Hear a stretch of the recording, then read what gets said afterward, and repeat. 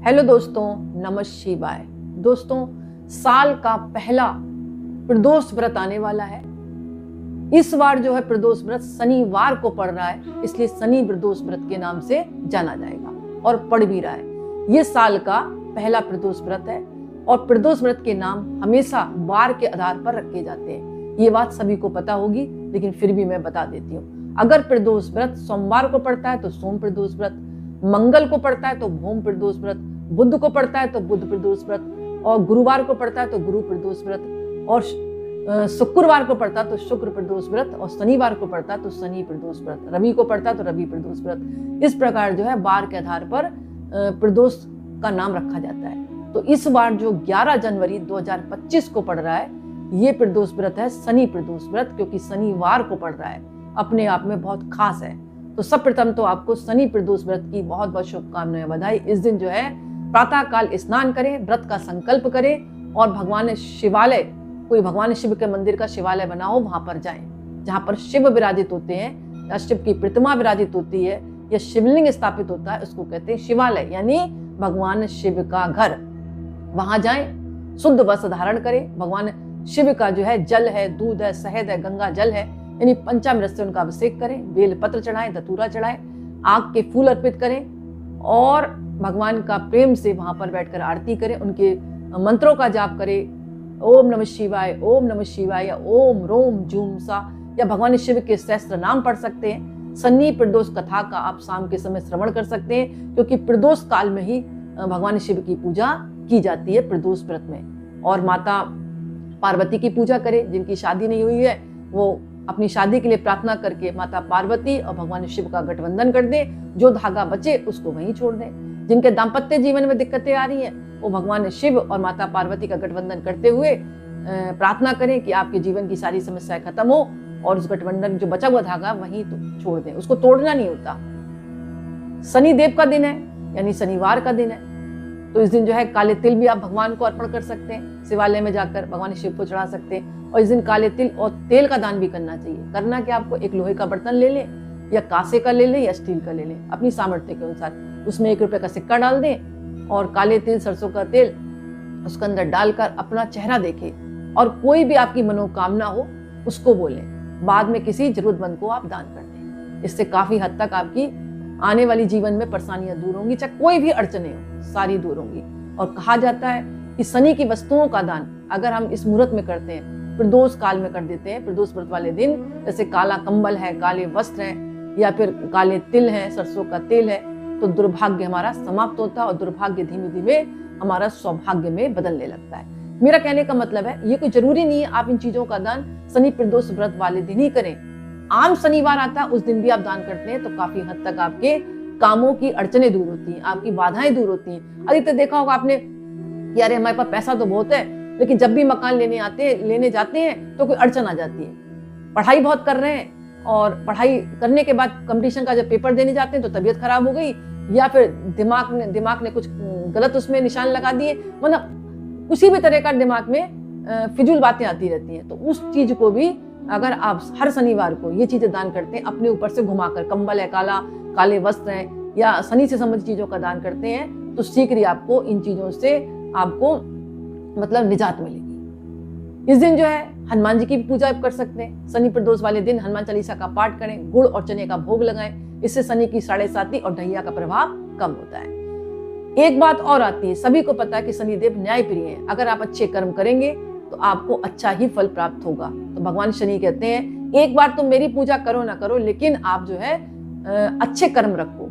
अच्छे कर्म सभी जानते हैं, यानी लोगों के बारे में अच्छा सोचना, अपने हाथों से सबका अच्छा करना, यानी गलत कार्यों में किसी भी आपको हाथ नहीं लगाना, न लिप्त होना है। यानी अच्छे कार्य रखें, हर क्षण अच्छा सोचें, हर क्षण अच्छा बोले, हर क्षण अच्छा सोचें। हमारे से जो गलतियां होती है ना, वो इन्हीं चीजों से होती हैं। हम सोचते गलत हैं, बोलते कुछ है और कहते कुछ है और करते कुछ है, हर चीज में भेद आ जाता है। तो शनिदेव की कृपा आपको प्राप्त नहीं होगी। उनका एक ही असूल है, क्योंकि न्याय प्रिय देवता है, आप अच्छा कर्म करेंगे आपको अच्छा फल मिलेगा। जब आप अच्छे काम करेंगे, आप देखें समय लगेगा लेकिन आपको फायदा जरूर मिलेगा। और जरूरतमंदों को इस दिन जो है भोजन है, वस्त्र है, धन का दान करें। इससे जीवन में सुख शांति और समृद्धि बनी रहती है। शनि यंत्र की स्थापना करें, सिद्ध मुहूर्त आ जाता है, प्रदोष काल में प्रदोष व्रत है और शनि का दिन है। शनि यंत्र की स्थापना करें, नियमित पूजा करें, इससे घर में सकारात्मक ऊर्जा का प्रभाव बना रहता है। मूर्ति नहीं रख सकते आप शनिदेव की घर पर, एक बात का ध्यान रखिए, शनि यंत्र रख सकते हैं। फिर आप कहते हैं कि मैडम ने मूर्ति रखने के लिए कहा है और मूर्ति तो भगवान शनि की घर पर रखी नहीं जाती। हाँ बिल्कुल ठीक कहा है मैंने, मूर्ति नहीं रखनी चाहिए घर पर, आप यंत्र स्थापित करके पूजा कर सकते हैं। और उस यंत्र को आप शनि भगवान के नाम से एक तेल में भी, सरसों का तेल और काला तेल डालकर उसमें आप डुबो कर भी रख सकते हैं, उससे कोई दिक्कत नहीं है। इसके अलावा शनि प्रदोष के दिन आप शाम के समय या सुबह पीपल के वृक्ष की जड़ों में जल अर्पित करें, काले तिल चढ़ाएं, सरसों के तेल का दीपक जला दें। हालांकि शाम के समय जलाना क्योंकि प्रदोष व्रत है इसलिए, लेकिन फिर भी अगर शाम के समय नहीं मिलता तो आप सुबह भी परिक्रमा करें, अपनी मनोकामना बोलें और दीपक जो है और जल आप चढ़ाएं। इससे भी जो है काफी हद तक आपको शनिदेव की कृपा प्राप्त होगी और साथ में भोलेनाथ की कृपा प्राप्त होगी। और शनिदेव का मंत्र है ओम सन शनिचराय नमः, ओम सन शनिचराय नमः, ओम सन शनिचराय नमः। अगर आप जाप करते हैं 108 बार, जीवन की सारी बाधाएं दूर होती हैं और मनोकामना पूर्ण होती है। इस दिन जो है हो सके तो नीले रंग के कपड़ों का प्रयोग करें और नीले रंग के वस्त्र आप पहने और नीले फूल भगवान शनिदेव को आप अर्पण करें। भगवान शिव को भी आप नीले फूल जरूर चढ़ाएं। काफी हद तक आपको शनि की साढ़े साती है, शनि की ढैया है, इससे आपको निजात मिलेगी। इसके अलावा इस दिन कोई काली गाय मिल जाए तो उसके आप तिलक करें, तिलक करने के बाद उसको माला पहनाएं और आप जो है 8 लड्डू, मतलब अच्छे से लड्डू बना लें और काली गाय को आप खिला दें, अपनी मनोकामना बोले और परिक्रमा कर लें। दाहिना सिंह उसका मतलब हाथ से टच करके प्रार्थना बोलें, आपकी शीघ्र मनोकामना पूर्ण होगी।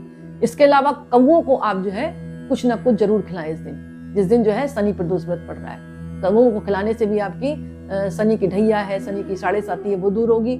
इसके अलावा सभी को पता है कि बैल जो है भगवान शिव को बहुत ज्यादा प्रिय है, तो अगर हो सके काले रंग का बैल मिल जाए तो अति उत्तम है, क्योंकि शनि प्रदोष व्रत है, यहाँ पर काले रंग का महत्व है। तो काला कोई बैल मिल जाए, पर निराश ना हो कि काला ही बैल मिले, ना मिले कोई बात नहीं, अन्य रंग का मिल जाए। मैंने एक महत्व के तौर पर बताया है कि अगर काला बैल मिल जाए अति उत्तम है, क्योंकि बैल हर रंग के मिलते हैं। और फिर भी अगर नहीं मिलता तो कोई बात नहीं, आप किसी भी रंग के बैल को कुछ ना कुछ, पाव भर गुड़ है या आधा किलो गुड़ है या हरा चारा खिलाएं और अपनी मनोकामना बोलें। क्योंकि सभी को पता है जब हम बैल को कुछ बोलते हैं, बैल किसका प्रतीक माना गया? नंदी का। तो नंदी को जब हम कोई चीज बोलते हैं, क्योंकि नंदी को वरदान है कि पहले भोलेनाथ पर जाने से पहले नंदी से अपनी बात कहो, तब भोलेनाथ तक पहुंचती है। तब अगर आप नंदी को कोई बात बोलते हैं मन ही मन, जैसे खिला रहे हैं गुड़, तो मन ही मन अपनी मनोकामना बोलें और बाद में जो है बैल को आप गुड़ खिला दें। भोलेनाथ की कृपा से आपके सारे काम जल्दी जल्दी होंगे और काम की अड़चनें दूर होंगी, बाधाएं दूर होंगी। ये कार्य तो आपको करना ही है। और शाम के समय कथा का श्रवण करें, हो सके महामृत्युंजय जप करें आप, इससे आपकी बीमारी वगैरह दूर होगी।